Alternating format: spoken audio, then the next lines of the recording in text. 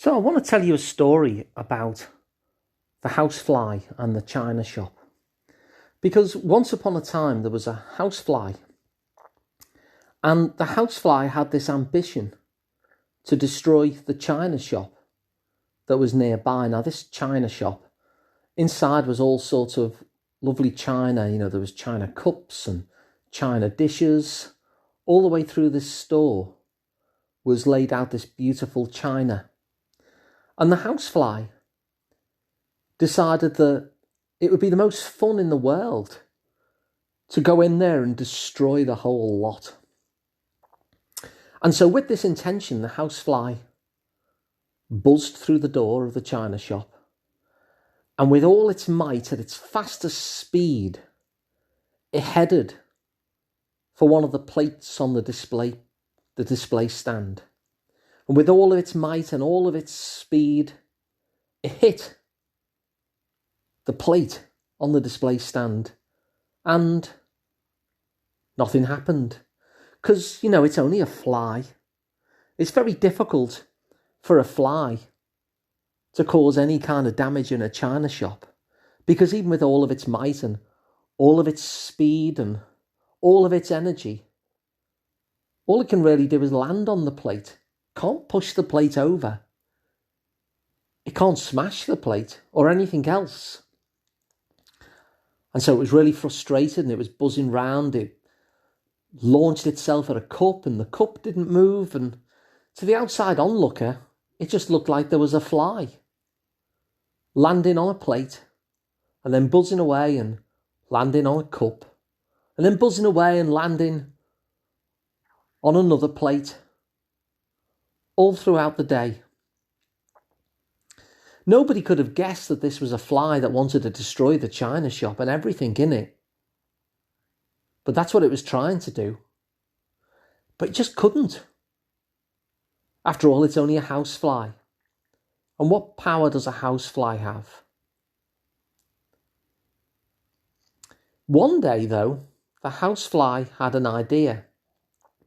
Because near to the china shop, there was a bull. And the bull used to walk through the village, bothering nobody. It would saunter through every day. And the fly had an idea that when the bull went close to the china shop, what the fly would do is it would buzz in the bull's ear. And so it buzzed in the bull's right ear. And the bull started to get agitated. It buzzed in the bull's left ear. It got agitated even more, buzzed into the other ear again. Before long, the bull was really agitated. It was kicking about, it was lashing about. This fly was really bothering it, until eventually the bull found itself inside the china shop.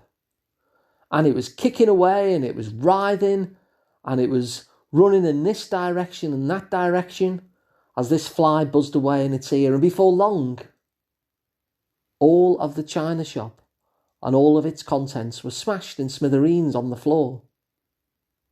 At which point, the fly flew off with a little chuckle. Job done. And of course, the bull got the blame. Now, the reason why I'm telling you this story about the fly that tried to destroy the china shop and couldn't on its own, because it doesn't have any power of its own and could only do it when it buzzed in the ear of the bull, is because that's very much like our thoughts are with us. You see, our thoughts don't really have any power. They're just thoughts. They enter our mind, and they could easily move out of our mind again, just passing through, as thoughts tend to do, much like clouds in the sky.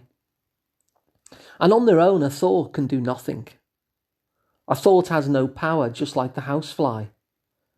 It can't really achieve anything, and it can't do anything. It can't make any change in the world, whether positive or negative. The only way that a thought can have any effect in the world is if, like the housefly buzzing in the ear of the bull, if the thought buzzes in your mind to such an extent that you grab hold of it, that you pay attention to it, that you follow it, that you do what the thought says, that you choose to obey the thought. Because if you don't, then the thought has as much power as a housefly in a china shop. And the only way that the housefly could exert any power in the world whatsoever is to co-opt the bull. And so when those thoughts are buzzing around your head, remember that in and of themselves they're powerless. And the only way that a thought can have power is if it co-opts you to do its bidding. And if you choose not to do its bidding at all, then it's just a little old thought passing on through your mind. And so when you next get a thought that might criticize you or might tell you not to do the thing that you really want to do, but to do something else instead, or whatever else it might suggest as it passes on through, hopefully you can remember that you actually have some choice here, that the thought in and of itself isn't necessarily wise, doesn't necessarily need to be obeyed, and in fact it has no power whatsoever unless you decide to latch onto it. And just like the housefly has no power of its own unless it buzzes in the ear of the bull, your thoughts have no power unless it co-opts you to do its bidding.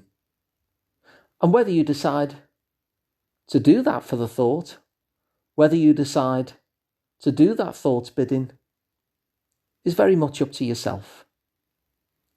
And so if you like this idea and you like this episode and you think it might be helpful to somebody that you know, please share it. It's also on YouTube now as well. All these episodes are also on YouTube as well. You can get them on Apple Podcasts and Spotify and wherever you get your podcasts from. You can just search for A Slice of Therapy and you'll find us. And you can even work with me directly. My name's Alun Parry. I'm from the Liverpool Psychotherapy practice on Rodney Street. And you can find all about me at liverpoolpsychotherapy.co.uk. So until the next one, thanks for listening and I'll catch you tomorrow.